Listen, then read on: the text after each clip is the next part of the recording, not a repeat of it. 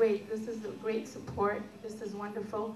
This message that I'm going to give you, it's really not only for my daughter, Nataline, it's for all over, every one of you, your children, your grandchildren. I'm going to tell you a brief story about her. My daughter passed away December 20th. My daughter loved Christmas. She wanted to be home for Christmas. She didn't make it. She's with God. She's an angel now. I also want to tell you, we struggled from hospitals to hospitals because of these insurance companies. From Holy Cross to Cedars-Sinai to Children's Hospital, we ended up at UCLA. All the doctors at UCLA endorsed twice to the insurance companies that she needs a liver transplant. Before the liver transplant, she had a bone marrow transplant for my hero son, who I only have one son and a daughter. My son was a perfect match that gave her a life and to continue her life. It was a perfect match until 1 week later that she turned yellow, jaundice came, and the doctors informed us that she needs a liver transplant. They informed the insurance company twice. I saw the letters, I have it. These insurance companies, you guys, they just want to collect your money, okay? They just want to collect and not deliver. They're drivers, they're the driver on the steering wheels. They just want to drive us around. They can't do that. This has to be stopped. This is not good for you guys and your kids, your grandchildren. I have my daughter's girlfriend asking me, Auntie, what are we going to do when we grow up? These kids are 17, 16-year-old. What's going to happen with these insurance companies? It's so much expensive. How can anybody afford it? And we had insurance, Cigna, PPO, you guys, and they denied us twice. And they called me and said, I'm sorry, honey, we cannot pay for the transplant. I'm in the lobby freaking out.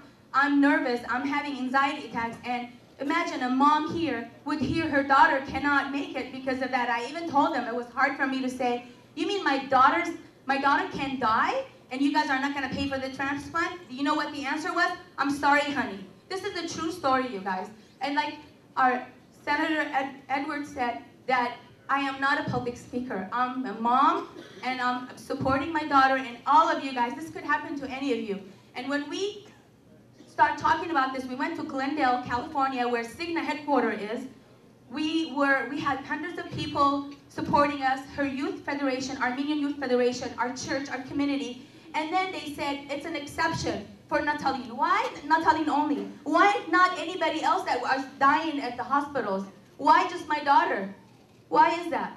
So that's the reason, one of the reasons I'm here today with my family is because I want to tell the whole world that be careful with these insurance companies. We need a change. We need a change. The United States needs a change. We need a new good president. We need Mr. Edwards to continue with this and to support us.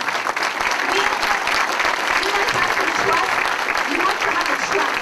That's what I can say. And also, another thing I want to remind everyone, in 1915, Armenians were massacred. And you think we forgot that by the Turks? And guess what? I am not going to forget. Insurance Cigna killed my daughter. And I want you guys to make a change and support Mr. Edwards and vote for him. We can all live happily ever after. I love you, Natasha.